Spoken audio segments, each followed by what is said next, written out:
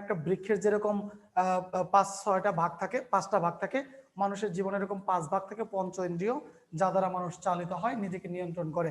অর্থাৎ এই চর্যাপদ হচ্ছে তোমার একটি দেহতত্ত্ব বিষয়কমূলক গ্রন্থ। যাই হোক, এই চর্যাপদের মধ্যে যিনি সর্বোচ্চ পদ রচনা করলেন, সর্বোচ্চ মানে সব থেকে বেশি সর্বোচ্চ পদ রচনা করেন, সর্বোচ্চ পদ রচনা করেন হচ্ছে কানহপা। কানহপা, এই কানহপা লিখেছিলেন 13টি পদ। এই কানহপদ লিখেছিলেন মাত্র 13টি পদ। উনি হচ্ছেন সর্বোচ্চ পদ রচয়িতা। তবে এই চর্যাপদ যারা রচনা করেছে এদের মধ্যে একজন কবি হচ্ছে বাঙালি কবি। তাহলে কে হচ্ছে সেই বাঙালি কবি? একজন কবি নিজেই নিজেকে বাঙালি বলে দাবি করেছিল, যিনি বিয়ে করেছিলেন একজন হিন্দু ধর্মাবলম্বী চন্ডাল বা চালালকে। এই চালালকে বিয়ে করে কবি বসুকোপা দাবি করে আজই বসুকো বাঙালি বইলি। তাহলে ওই কবি নাম হচ্ছে ভুসুকুপা। তাহলে স্টেশনে লিখতে পারো যে ভুসুকুপা স্যার নিজেকে বাঙালি বলে দাবি করে। কান্নপা ভুসুকুপা, বানান ভুসুকুপা তো স্যার। নিজেকে নিজেকে বাঙালি বলে দাবি করে। দাবি করে এই বসুকুপা হচ্ছে নিজেকে বাঙালি বলে দাবি করে, কারণ কবি বসুকুপা নিজে বললেন যে আজই বসুকো বাঙালি বইলি, মানে হচ্ছে আমি বসুকুপা বাঙালি হয়ে গেলাম। এটা হচ্ছে বসুকুপার দাবি। ওকে, তো এই চর্যাপদের মধ্যে এই যে 23 থেকে মতান্তরে 24 জন কবি ছিল, এদের মধ্যে একজন ছিল নারী কবি। সেই নারী কবির নাম ছিল কুক্কুরিপা। তাহলে স্টেশনে লিখবো একমাত্র নারী কবি, মানে চর্যাপদে মাত্র একমাত্র নারী কবি, একজনই মহিলা কবি ছিল, একমাত্র নারী কবি, যার নাম হচ্ছে কুক্কুরিপা। তিনি হয়তো হাঁস মুরগির মতো ডাকতেন, কুকরে কুক, তাই তাকে কুক্কুরিপা বলা হয়, কুক্কুরিপা। প্রশ্ন হচ্ছে দেখো, চর্যাপদের কবিদের নামে শেষে আমরা পা বলতেছি। আদি কবি বললাম লুইপা, বেশি পদ রচনা করেছেন কানহপা, তারপরে বাঙালি কবি বসুকুপা, এরপর হচ্ছে নারী কবি হচ্ছে কুক্কুরিপা। তাহলে এদেরকে প্রত্যেকে আমরা কেন পা বলতেছি? কারণ এই চর্যাপদের পদগুলো যখন আবিষ্কার হয় তখন এদের নামের শেষে ছিল পাদ, নাম ছিল কানহপাদ, বসুকোপাদ, সরহপাদ, কুক্কুরিপাদ। কিন্তু মজার বিষয় হচ্ছে হরপ্রসাদ শাস্ত্রী, যিনি চর্যাপদের আবিষ্কারক, তিনি দেখলেন দূর এটা কেমন শব্দ, পাদ পাদ শুনতে ভালো লাগে না, এই জন্য দটাকে বাদ দিয়ে উপাধি হিসেবে রাখলেন পা। পা হচ্ছে মানে পদ রচয়িতা, যারা চর্যাপদের পদ রচনা করেন তাদের নামের উপাধি হচ্ছে পা। তাহলে এই হচ্ছে আমাদের চর্যাপদের কবিদের সম্পর্কে ধরো সংক্ষিপ্ত ধারণা। এবার এই চর্যাপদের কবিরা কবিতা আকারে যা কিছু বললেন, এই সবগুলো হয়ে গেল প্রবাদ প্রবচন। সবগুলো নয়, মাত্র 8টি উক্তি, 6টি উক্তি। তাহলে আমরা লিখতে পারি চর্যাপদের প্রবাদের সংখ্যা 6টি। চর্যাপদের প্রবাদের সংখ্যা 6টি। তাহলে স্টার চিহ্ন দিয়ে চর্যাপদের প্রবাদের সংখ্যা, প্রভাত, চর্যাপদের প্রবাদের সংখ্যা মাত্র 6টি। তাহলে চর্যাপদে 6টি প্রবাদ আছে, এর মধ্যে 2টা তোমার শীটে দেওয়া আছে, লেখার দরকার নাই তোমার, একটু তুমি দেখো তোমার শীটেই আছে। সেটা আছে আপনা মাংসে হরিণা বৈরি। আপনা মাংসে, একদম শেষ লাইনের আগের লাইন দেখো, আপনা মাংসে হরিণা বৈরি, হরিণা বৈরি। এই উক্তিটা করেছেন কবি ভূসুকুপা। আমি বলে দিচ্ছি কত নম্বর পৃষ্ঠায় দেখবা, এটা তুমি দেখবা হচ্ছে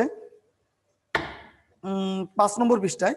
5 নম্বর পৃষ্ঠায় দেখাই দিচ্ছি তোমাকে, দেখো 5 নম্বর পৃষ্ঠায় ঠিক এই যে চর্যাপদের ভাষা, তার উপরে 6টা প্রবাদ প্রবচনের মধ্যে এখানে 2টা দেওয়া আছে। একটা হচ্ছে আপনা মাংসে হরিণা বৈরি, এই উক্তিটা করেন ভূসুকোপা। আর একটা হচ্ছে দহিল দুধ নাহি বেন্টে সামায়, অর্থাৎ আপনা মানে নিজ, নিজের মাংসের কারণে, এটা 5 নম্বর পৃষ্ঠায়। আপনা মানে নিজ, স্যার পাইছি। পাইছো? জি স্যার। পাইছে? ওকে। তাহলে আপনা মানে নিজ, নিজের মাংসের কারণে হরিণা বৈরী। হরিণা মানে হরিণের স্ত্রীলিঙ্গ হরিণা। এখানে বোঝানো হচ্ছে যে হরিণা তার নিজের মাংসের কারণে নিজেই নিজের শত্রু। আবার আরেকটা বলা হয়েছে দুহিল দুধ নাহি বেন্টে সামায়। দুহিল দুধ নাহি বেন্টে, বেন্টে মানে গাভীর বাট, আর সামায় মানে হচ্ছে প্রবেশ করে। এই উক্তিটা যে কবি করেছেন ওই কবি নাম হচ্ছে ড্যান্ডন পা। কবি নাম হচ্ছে ড্যান্ডন পা। এই ড্যান্ডন পা বললেন দহিল দুধ নাহি বেন্টে সামায়, অর্থাৎ যে গাভীর বাট থেকে দুধ দহন করা হচ্ছে তার জন্য আবার গাভীর বাটেই প্রবেশ করে। কবি বলতেছেন এ দ্বারা অভাব বোঝাচ্ছেন মূলত, যে আমরা যা কিছু উৎপাদন করতেছি আমাদের তাই কিছু খরচ হয়ে যাচ্ছে। তাহলে আমার যা উৎপাদন তাই যদি খরচ হয়ে থাকে তাহলে তো আমার লস। এই জন্যই কবি বললেন দহিল দুধ নাহি বেন্টে সামায়, আমার যা উৎপাদন আমার তাই খরচ। এটা দ্বারা পরিবারের অভাবকে নির্দেশ করা হয়েছে, যার কারণে এটাও একটা প্রবাদ প্রবচন। ওকে, এরপর দেখো নিচে লেখা আছে তোমার চর্যাপদের ভাষা। তাহলে চর্যাপদের ভাষাটা আসলে কি ছিল? এই যে আপনা মাংসে হরিণা বৈরি, দুহিল দুধ নাহি বেন্টে সামায়, এরপর হচ্ছে হাড়িতে ভাত নাহি নীতি আবেশি, টালত ঘর মোর নাহি পরবেশি, এরপর হচ্ছে কা আ তরু বড় পাঞ্চবি ডাল, চঞ্চল চিয় পৈঠা কালো, এগুলো হচ্ছে চর্যাপদের কবিতা। কিন্তু এই কবিতাগুলো নর্মালি কবিতাগুলোর ভাষা বুঝতে পারা যায় না। এই বুঝতে পারা যায় না বলে এই চর্যাপদের ভাষাকে ডাকা হয় আলো আদারি সান্ধ্য ভাষা নামে। চর্যাপদের ভাষাকে ডাকা হয় আলো আদারি সান্ধ্য ভাষা নামে। তাহলে স্টার চিহ্নতে লিখবা, স্টার চিহ্নতে লিখবা চর্যাপদের ভাষাকে বলা হয়, চর্যাপদের ভাষাকে, চর্যাপদের ভাষাকে বলা হয়, চর্যাপদের ভাষাকে বলা হয় আলো আদারি সান্ধ্য ভাষা। আলো আদারি, আলো আদারি সান্ধ্য ভাষা। চর্যাপদের ভাষাকে বলা হয় আলো আদারি সান্ধ্য ভাষা। মানে হচ্ছে কিছুটা বুঝতে পারা যায়, কিছুটা বুঝতে পারা যায় না, তাই একে বলা হয় মূলত আলো আদারি সান্ধ্য ভাষা। আবার এই ভাষা তত্ত্বটা আবিষ্কার করেন কে? প্রথমে 1920 সালে একজন চেষ্টা করেছিলেন, বিজয় কৃষ্ণ মজুমদার, কিন্তু উনি সার্থক নন। সার্থক হচ্ছে সুনীতি কুমার চট্টোপাধ্যায়। তাহলে স্টার চিহ্নতে লিখতে পারো ডক্টর সুনীতি কুমার, সুনীতি কুমার চট্টোপাধ্যায়, সুনীতি কুমার চট্টোপাধ্যায় 1900, সুতরাং আমার চার্জারটা নিয়ে আসো, চার্জারটা লাগবে একটু পরে, ওদের স্ক্রিন শেয়ার দিব। আসো, দেখো ডক্টর সুনীতি কুমার চট্টোপাধ্যায় 1926 সালে চর্যাপদের ভাষাতত্ত্ব আবিষ্কার করেন। 1926 সালে চর্যাপদের ভাষাতত্ত্ব আবিষ্কার করেন।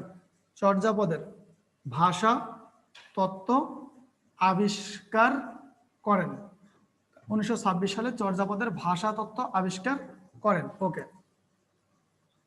তাহলে ভাষা তত্ত্ব আবিষ্কার করলেন হচ্ছে 1926 সালে। খুব ভালো, এটা হচ্ছে চর্যাপদের ভাষা তত্ত্ব। তারপর এই ডক্টর মোহাম্মদ শহীদুল্লাহ করলেন কি? 1927 সালে চর্যাপদের ধর্মতত্ত্ব আবিষ্কার করলেন।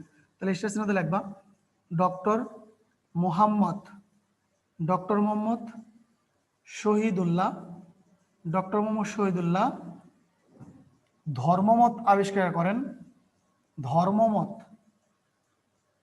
আবিষ্কার করেন 1927 সালে। চর্যাপদ যেহেতু একটি কবিতার বই, তাহলে কবিতার বই হলে ছন্দ থাকবে, অন্য কিছু হলে ছন্দ থাকতো না। এই চর্যাপদ একটি কবিতার বই, তাই এই কবিতার ছন্দ হচ্ছে মাত্রা বৃত্ত ছন্দ। তাহলে চর্যাপদ কোন ছন্দে রচিত বলো? মাত্রা বৃত্ত ছন্দে রচিত। এই চর্যাপদেই একেবারে প্রথম দিকে, একেবারে প্রথম দিকে একটু নিচে দেখো, চর্যাপদের একটু প্রথম দিকে, এই চর্যাপদের প্রথম দিকে একটু নিচে 1938 সালে ডক্টর প্রবোধচন্দ্র বাগচি কর্তৃক চর্চার তিব্বতী অনুবাদ প্রকাশিত হয়। মানে চর্যাপদের যে তিব্বতী অনুবাদটা, এটা প্রকাশিত হয় 1938 সালে, এবং এটা প্রকাশ করেন হচ্ছে ডক্টর প্রবোধচন্দ্র বাগচি। তাহলে এই হচ্ছে তোমার মোটামুটি চর্যাপদ।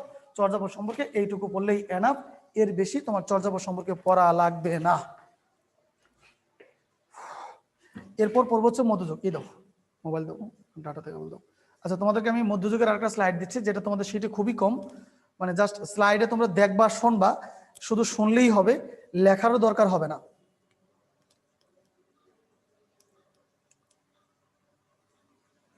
পরবর্তীতে সুজন তোমাদেরকে এগুলো পিডিএফ আকারে দিয়ে দিবে। ক্যামেরা কি করে ফিক্সড সেট করে ফেলছো কিনা, নাকি সেট করতে পারো আবার নড়াচড়া করলে? সেট করতে পারবা? তাহলে ক্যামেরা দিকে ঘুরে দিলে ওরা দেখতে পারতো। বা এই ক্যামেরা এটা খুলে দাও, তাহলে এটা দেখতে পারবে। আচ্ছা,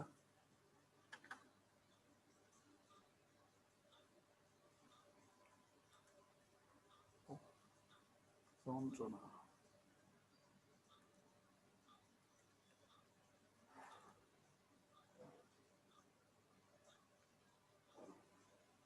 যা কোনো ওরা তাই দেখবে।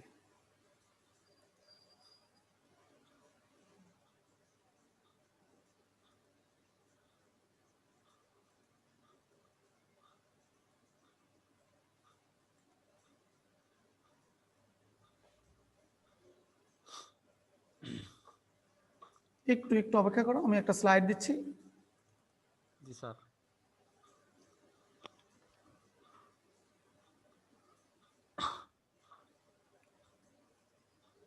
Class 2 lecture 2 এলই 2 lecture 2।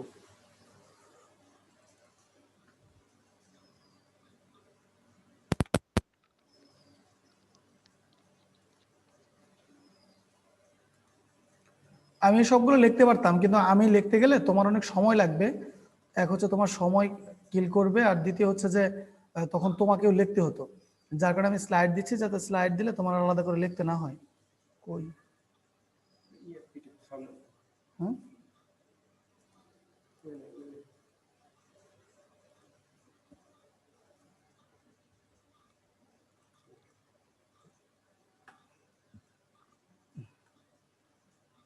দেখো মধ্যযুগের স্লাইড দিয়েছি, পেয়েছো? জি স্যার। দেখা যাচ্ছে? জি স্যার। ওকে, দেখো এখানে বলা হলো যে মধ্যযুগ, মধ্যযুগে এখানে বলা হচ্ছে যে 1201 থেকে 18 সাল পর্যন্ত মধ্যযুগ। আমরা একটু আগে বলেছি কি হলো,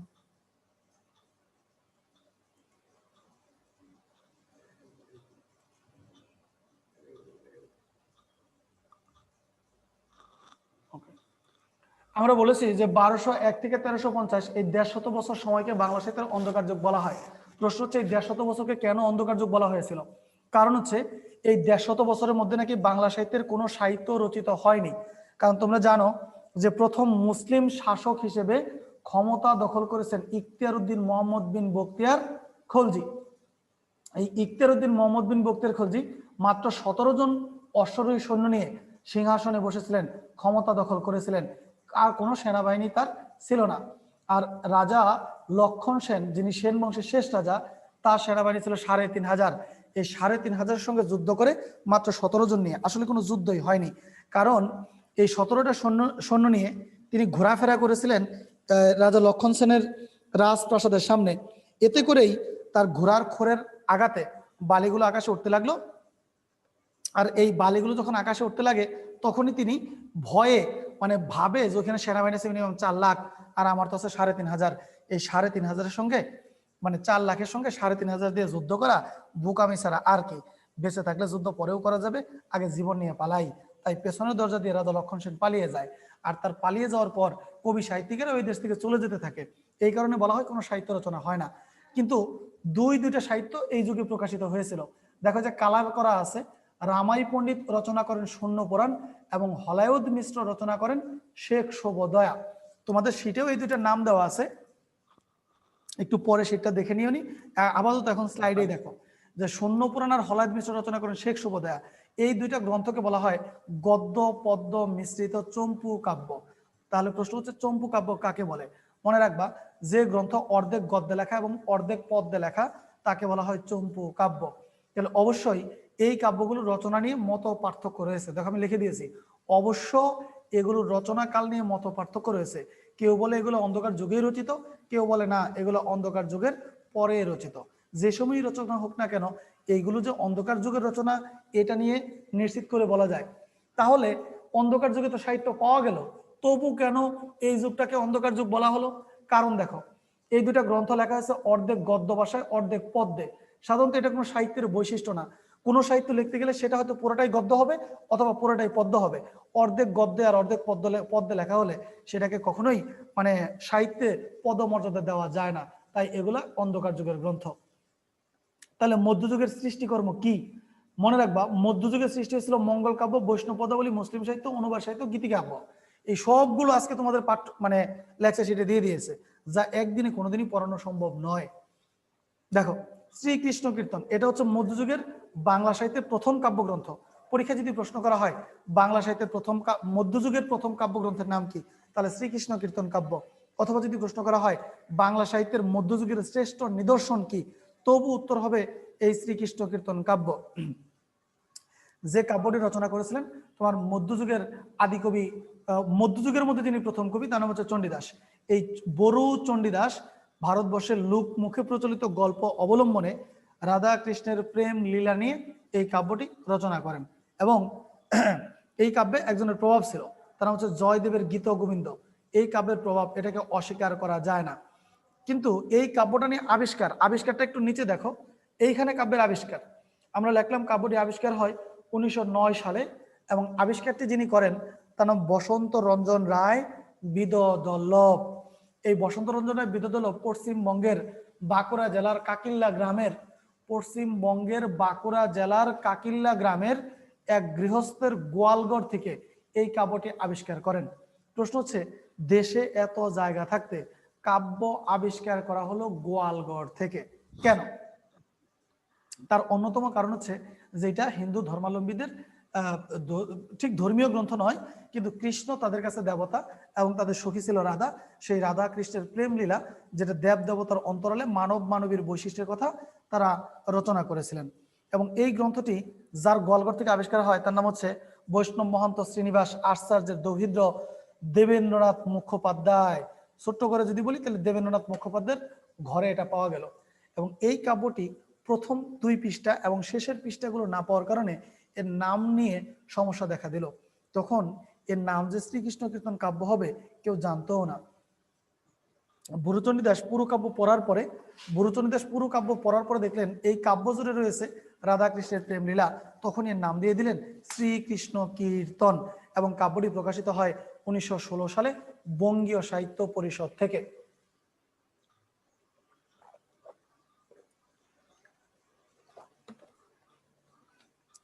এটা হচ্ছে আমাদের বাংলা সাহিত্যের মধ্যযুগে অশ্লীল গ্রন্থ। তাহলে এই কাব্য কয় খণ্ডে বিভক্ত ছিল? এখানে 13টি খণ্ডের কথা বলা আছে, তোমার সেটা কিন্তু এই 13টা খণ্ড নাই, বাট আমি এখানে লিখে দিয়েছি। জাস্ট একটু দেখো, আমি বোর্ডে লিখতে পারতাম, কিন্তু বোর্ডে লিখলে আবার কষ্ট করে তোমাকে লিখতে হইতো, এই স্লাইড আমি শেয়ার করতে পারতাম না। তাই আমি আবার স্লাইড শেয়ার করে জাস্ট তোমাকে দেখাচ্ছি। রিভার দেখা যাচ্ছে কি 13টা খণ্ডের নাম? জি স্যার। ওকে, দেখো 1 নম্বর খণ্ড হচ্ছে জন্মখণ্ড। মানে এই জন্মখণ্ডে যে ঘটনাটা ঘটেছিল, রাধা কৃষ্ণের জন্ম হলো। প্রশ্ন হচ্ছে কেন? কারণ কৃষ্ণ হচ্ছে স্বর্গের দেবতা, যার নাম ছিল বিষ্ণু। এই বিষ্ণুকে পৃথিবীতে পাঠানো হয় মানুষের অবতার, মানে কৃষ্ণের অবতার হিসেবে, বিষ্ণুর অবতার হিসেবে কৃষ্ণ পৃথিবীতে আসলেন বৃন্দাবনে। মহাভারতে একটা প্রবাদ আছে, বা রামায়ণে একটা প্রবাদ আছে, বা হিন্দু গ্রিক পুরাণে একটি প্রবাদ আছে, তোমাকে হত্যা করিবে যে গোকুলে জন্মিবে সে।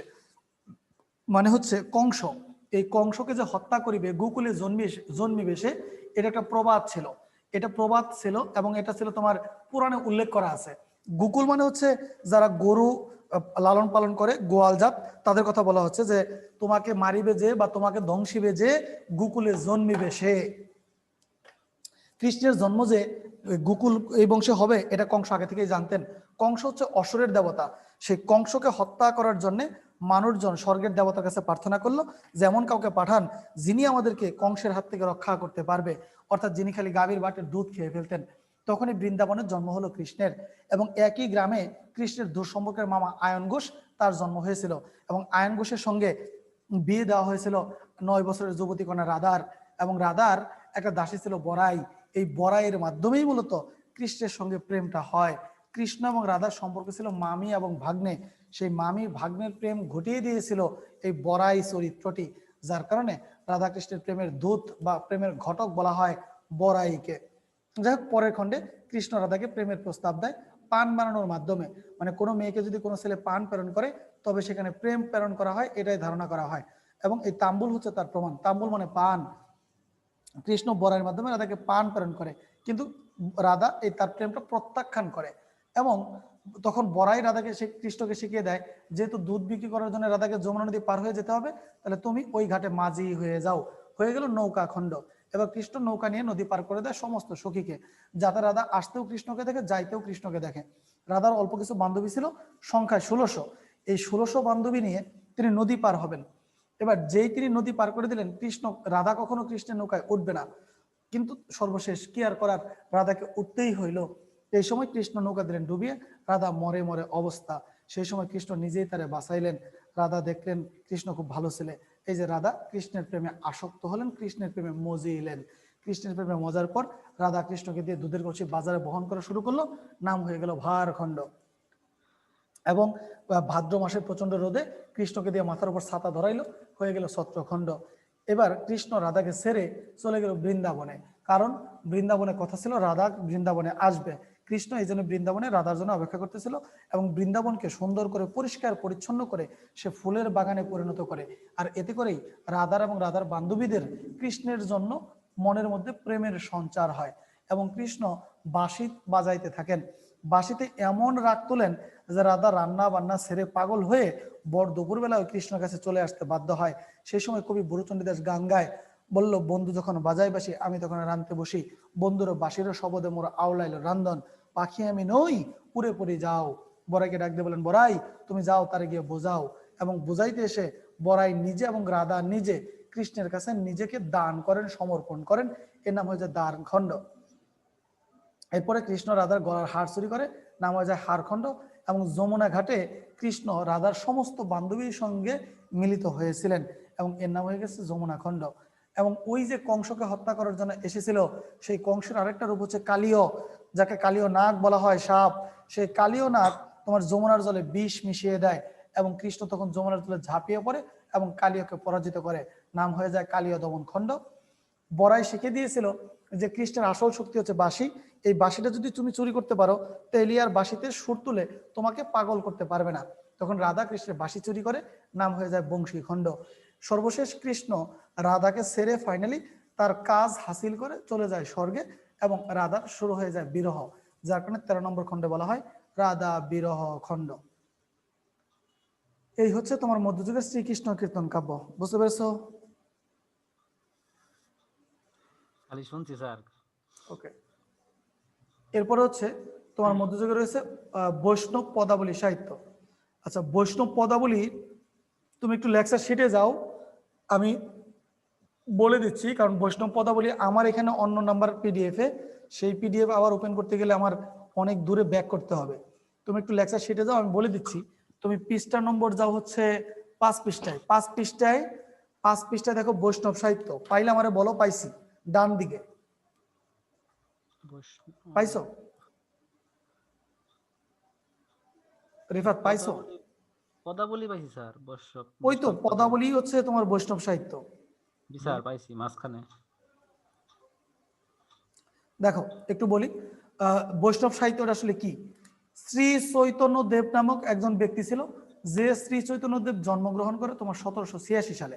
এই 1786 সালে জন্মগ্রহণ করার পর উনি মানুষদেরকে বলতেন যে দেখো, তোমরা একটা কাজ করো, তোমরা আর শুধু শুধু বিভিন্ন দেবদেবীকে ভালোবেসে লাভ নাই, তোমরা কৃষ্ণকে ভালোবাসো, কৃষ্ণ পুজো করো, কৃষ্ণই সব, কৃষ্ণই সব, হরে কৃষ্ণ হরে কৃষ্ণ।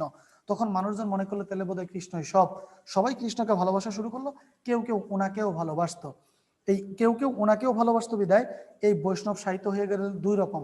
একটা হচ্ছে বৈষ্ণব জীবনী সাহিত্য, আর একটা হচ্ছে বৈষ্ণব পদাবলী সাহিত্য। এই পদাবলী সাহিত্য হচ্ছে শ্রেষ্ঠ ফসল, তাই তোমাদের আলোচনা হচ্ছে বৈষ্ণব পদাবলী সাহিত্য। একটু দেখো, পদাবলী সাহিত্যে একটা উক্তি দেওয়া আছে, সবার উপরে মানুষ সত্য, তাহার উপরে নাই।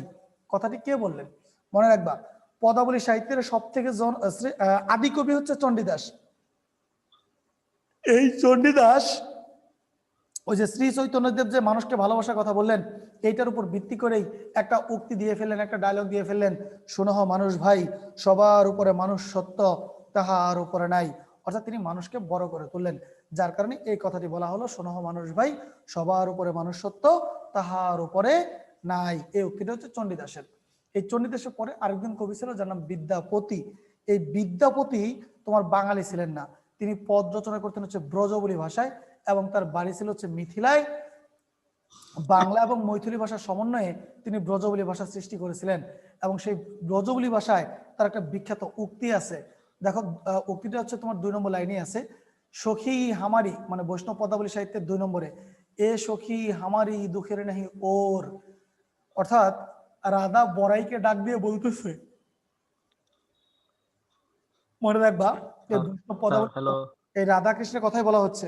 তখন রাধা তোমার বড়াইকে ডাক দিয়ে বলতেছে, এ সখী হামারি দুঃখের নাহি ওর, বলতেছে সখী ওই কৃষ্ণের কারণে আমার দুঃখের শেষ নাই।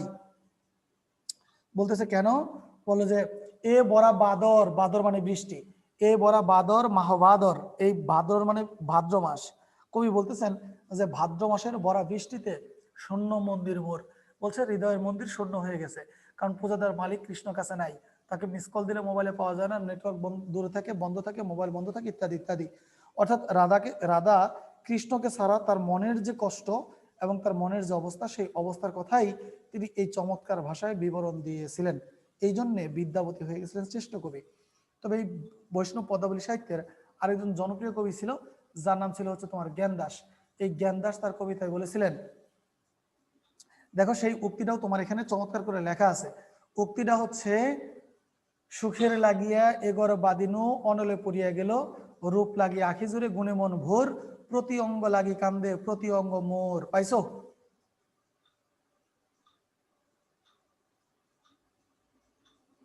রিফাত পাইছো? কই কই স্যার পাই নাই। এই আচ্ছা, অথই তুমি সরি অদিতি, কথা শুনতে পাচ্ছ? একটা শব্দও তো করলা না, এতগুলো জিজ্ঞেস করলাম কোনো কথাও বললা না। তোমরা কি কথা বলতে স্যার পারো না নাকি মিউট ছাড়াইতে পারো না, কোনটা? তারপর হচ্ছে বিপাশা আক্তার, তারপর হচ্ছে আয়েশা, ফারিয়া, তোমরা কি আমি যেগুলো বলতেছি এগুলো পাইছো না বুঝছো? কিছুই তো বুঝলাম না। লজ্জা করে স্যার একটু কথা বলতে। হ্যাঁ হ্যাঁ, আমারও আমারও স্যার একটু লজ্জা করে কথা বলতে। মানে তোমাদের লজ্জা করে না শুধু তোমার লজ্জা করে, কোনটা? আমারও বলে, মানে করে, আবার পরে ভেঙে গেছে আর কি কথা বললে একটু। আচ্ছা, মনে হয় যে তোমার কেউ দেখতে আসছে, পাত্র দেখতে আসছে, এসে তোমার জিজ্ঞেস করতেছে, রিফাত তোমার নাম কি, কি করো না? এত লজ্জা। এই না বিপাশা, স্যার। আমি এতক্ষণ যা বললাম বা পড়াইলাম এটুকু বুঝতে পেরেছো কিনা? জি স্যার। হ্যাঁ, তারপর হচ্ছে অদিতি, ওরা স্যার মাইক অন করবো না। জি ভাইয়া বুঝতে পারছি। আয়েশা,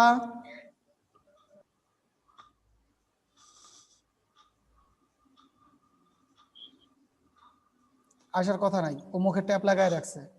ফারিয়া, জি স্যার বুঝছি। তাহলে আমি যে এতক্ষণ এতগুলো প্রশ্ন করলাম, এক তো কখনো তো একটা কথাও বললা না। যখন প্রশ্ন করা হয় তখন উত্তর না দিলে আমি বুঝবো কি করে যে তোমরা আমার কথা শুনতেছো না শুনতেছো না? মানে একবারে স্যার তো আমরা তো এমন মেসেজে সাইলেন্ট হয়ে যাও, শোনো, এমন জি স্যার। সাইলেন্টটা ঠিক না। সাইলেন্ট হবা, প্রশ্নের উত্তর দিয়ে আবার সাইলেন্ট হবা, কিন্তু মানে বলতে তো হয় যে কথা বোঝা যাচ্ছে বা বোঝা যাচ্ছে না, অথবা এখানে বুঝি নাই বা এটা আরেকবার বলেন, কখনো না শুনলে, বা আমি যখন কোনো কিছু জানতে চাই তখনও তো বলা লাগে যে এটার উত্তর এইটা, আমি প্রশ্ন করেছি কয়েকবার যে এটার উত্তর বলো, খালি এক রিফাতি কথা বলতেছে। আর তোমাদের, ফার্স্ট টাইম তো স্যার এইরকম হবে একটু। আর শোনো, আমার ক্লাসের ফার্স্ট টাইম সেকেন্ড টাইম নাই, আমি দীর্ঘদিন যাবত ক্লাস নাই তো, আমার মানে এখন আর ওই তোমাদের আজকে প্রথম ক্লাস নিচ্ছি, এই জন্যই যে এত লজ্জা পেতে হবে জিনিসটা এরকম না। হ্যাঁ, স্যার অন্য অন্য কোনো স্যার কথা বলতে আর মানে কথা বললে ও ভালো আচ্ছা, লাগে। অন্য স্যার কথা বলে মাইন্ড করে তাই? মাইন্ড না, মানে সবাই মেসেজেই বলতে বলে। না, আর আপনি মেসেজে শুধু কথা বললে আমি তো আর থাকবো ক্যামেরার হ্যাঁ হ্যাঁ। সামনে, আমি তো আর ল্যাপটপের সামনে থাকি না। এখন না আমি তোমাকে স্লাইড দিছি বলে ল্যাপটপের সামনে আসছি, এখন আমি যদি স্লাইডটা না দিতাম তাহলে তো ল্যাপটপের সামনে আসতাম না। তাই প্রশ্ন করলে উত্তর দিবা, প্রশ্ন করলে উত্তর দিলে তুমি যদি মানে আমার সাথে আন্ডারস্ট্যান্ডিংটা ভালো হয়, তাহলে মনে করো যে তোমার মানে তোমার কোথায় সমস্যা সেটা আমি বুঝতে পারবো। আর সমস্যাগুলো যখন বোঝা যায় তখন সমাধান দিতেও সহজ হয়। ঠিক আছে? জি স্যার। জি ওকে, স্যার। দেখো, এই চণ্ডীদাস আরেকটা কথা বলেছিলেন। আমরা চণ্ডীদাসকে জানি মূলত প্রেমের কারণে, যে চণ্ডীদাস হচ্ছেন একজন প্রেমিক, যিনি 12 বছর একটানা রজকিনীর পিছনে ঘুরঘুর করেছিলেন, নদীতে বসে বেয়েছিলেন, কিন্তু 12 বছরে কোনোদিন একটা পুঁটি মাছও ধরতে পারেন নাই। তার একটা প্রেমের ডায়লগ আছে, দেখো, একটা প্রেমের ডায়লগ আছে মঙ্গল কাব্যের ঠিক আগের লাইনটা, সই কেমনে ধরিব হিয়া, আমারই বদুয়া আনবাড়ি যায়, আমারই আঙিনা দিয়া। পাইছো? জি স্যার। ওকে, এরপর দেখো মঙ্গল কাব্য। এবার মঙ্গল কাব্যটা সেইটা নয়, মঙ্গল কাব্যটা আমার স্লাইডে দেখো, স্লাইডে দেখো, তোমার সেটির থেকে অনেক বেশি আছে আমার এই স্লাইডে। এবার আমার স্লাইড একটু দেখো, মঙ্গল কাব্য পাইছো, দেখতেছো? জি স্যার। স্লাইড। ওকে, দেখো, বাংলা সাহিত্যের এক অনবদ্য সৃষ্টি হচ্ছে মঙ্গল কাব্য। মঙ্গল শব্দের অর্থ কল্যাণ বা শুভ। অর্থাৎ তাহলে মঙ্গল কাব্য কাকে বলে? এক কথায় বলতে গেলে মঙ্গল কাব্য হচ্ছে যে কাব্য শ্রবণ করলে ভক্তের মঙ্গল হয় তাকে বলে মঙ্গল কাব্য। ভক্তের মঙ্গল হয় এমন জিনিসকে বলা হয় মঙ্গল কাব্য। তবে এর নামকরণের পিছনে আরেকটা কারণ আছে, যে কবিরা মঙ্গল কাব্য রচনা শুরু করেছিলেন, এই কবিরা, ধরো কেউ কেউ বলেন যে এই কাব্যগুলো মনে হয় এক মঙ্গলবারে শুরু করে আরেক মঙ্গলবারে শেষ করে, যার কারণে এর নাম হয়েছে মঙ্গল কাব্য। হ্যাঁ, কথা এটাও সত্য, এই কাব্যের কবিরা একটা ভুল করেছিল, তারা এক মঙ্গলবারে কবিতা লেখা শুরু করেছিল এবং আরেক মঙ্গলবারে কবিতা লেখা শেষ করেছিল, এই জন্যও এর নামকরণ হয়েছিল মঙ্গল কাব্য। আর এই প্রত্যেকটা মঙ্গল কাব্য তোমার 5টি করে খণ্ডে বিভক্ত থাকে। দেখো, এখানে বলা হয়েছে সার্থক মঙ্গল কাব্যের 5টি খণ্ড থাকে। একটা হচ্ছে বন্দনা খণ্ড, একটা হচ্ছে আত্মপরিচয় খণ্ড, একটা দেব খণ্ড, আরেকটা হচ্ছে মর্ত খণ্ড, আরেকটা হচ্ছে শ্রুতি ফলন খণ্ড। তাহলে এই 5টা খণ্ড। শ্রুতি ফলন মানে হচ্ছে তোমার এই কাব্য শুনলে তোমার কোথায় উপকার হবে, এর নাম হচ্ছে শ্রুতি ফলন। ওকে, এরপর দেখো মনসা মঙ্গল কাব্য। তোমাদের আজকে প্রথম আলোচনা হচ্ছে মনসামঙ্গল কাব্য। এইবার একটু শীটটা দেখো, শীটে কি বলছে, তারপর আমরা আলোচনায় আসি। তোমার শীটে একেবারে শুধু বলে দিয়েছে যে মনসামঙ্গল কাব্যের আদি কবি কানা হরিদত্ত। তুমি যদি শুধু এইটুকুই জানতে চাও যে মনসামঙ্গল কাব্যের আদি কবি কানা হরিদত্ত, এটা তোমার শীটেই লেখা আছে, তাহলে কষ্ট করে আমাদের কাছে পড়তে বসতে হইতো না। তাহলে মনসামঙ্গল কাব্যের আদি কবি আসলে কানা হরিদত্ত কেন হলো, তার গল্পটা আমি এখানে দিয়েছি। দেখো এখানে বিরাট একটা গল্প আছে। ওই যে মনসার মঙ্গলের কাহিনী, দেবী মনসার জন্ম হলো, শিবের সাথে পার্বতীর সম্পর্ক। আচ্ছা এখানে অদিতি অদিতি আছে। আচ্ছা অদিতি, তোমাকে একটা প্রশ্ন করে একটু বলো তো, শিবের স্ত্রীর নাম কি? গৌরী। শিবের স্ত্রীর নাম গৌরী। আচ্ছা শিবের কি একটাই বউ না আরেকগুলো বউ আছে? মূলত আমরা ওইটা মানে ওনারই বিভিন্ন রূপের পূজা করি আর কি, মানে আচ্ছা একজনই কিন্তু একজনই, তার ওনার মানে বিভিন্ন রূপ আছে। শিবের বউ হচ্ছে একটাই, কখনো গৌরী, কখনো দেবী অন্নদা, দেবী অন্নপূর্ণা, কখনো দেবী সরস্বতী, সরি হ্যাঁ সরস্বতীও তো, না কখনো না না না, সরস্বতী সরস্বতী না, মেয়ে। আচ্ছা দুর্গা, দুর্গা সরস্বতী sorry, না, দুর্গা। দুর্গা দুর্গা হ্যাঁ হ্যাঁ। হ্যাঁ, কখনো দেবী দুর্গা, কখনো হচ্ছে এই দেবী চণ্ডী, আর কখনো হচ্ছে পার্বতী। তবে শিব সবসময় পার্বতী রূপেই মানে তার সঙ্গে মিলিত হইতেন। পার্বতী রূপ ছাড়া শিব কখনোই মিলিত হইতেন না। তবে একদিন পার্বতীকে কল্পনা করতে করতে শিব, দেখো যে এখানে লিখে দিয়েছি যে চিন্তা করে কাম চেতনায় বীর্য বের করে দেন এবং সেই বীর্য পদ্মবতার উপরে রাখেন এবং বীর্য পদ্মের নল বেয়ে পাতালে চলে যায় এবং সেখানেই জন্ম হয়েছিল দেবীর মানে তোমার মনসার। এবং বাসকি তার কাছে গচ্ছিত শিবের 14 তোলা বিষ মনসাকে দেন। বাসুলি বাসুলির কাছে গচ্ছিত ছিল শিবের 14 তোলা বিষ, সেই 14 তোলা বিষ দিয়েছিলেন মনসাকে আশীর্বাদ হিসেবে। এবং যুবতী মনসা পিতার কাছে ফিরে এসে নিজের পরিচয় দেয়, আবদার করে কৈলাসে বাপের বাড়ি যাবে, কারণ শিব থাকতেন হচ্ছে ভারতের কৈলাস পর্বতে, এবং আবদার করেই বসে যে আমি বাপের বাড়ি যাব, কৈলাস পর্বতে যাব। কিন্তু সেই কৈলাস পর্বতে যাওয়ার কোনো সুযোগ নেই, কারণ তার মা জানেও না, মা হচ্ছে পার্বতী, মা জানেও না যে হচ্ছে তোমার এই কি বলে মনসা পার্বতীর মেয়ে। এই জন্যে যে ফুলে পুজো দেয় সেই ডালি, ফুলের ডালি, সেই ফুলের ডালিতে করে লুকিয়ে নিয়ে গিয়েছিল। কিন্তু পার্বতী মনসাকে দেখে ফেলে এবং দেখলেই তাকে সতীর মনে করে এক চোখ কানা করে দেয়। এই যে এক চোখ কানা করে দিল, মূলত কাহিনী এই জায়গা থেকে শুরু হলো।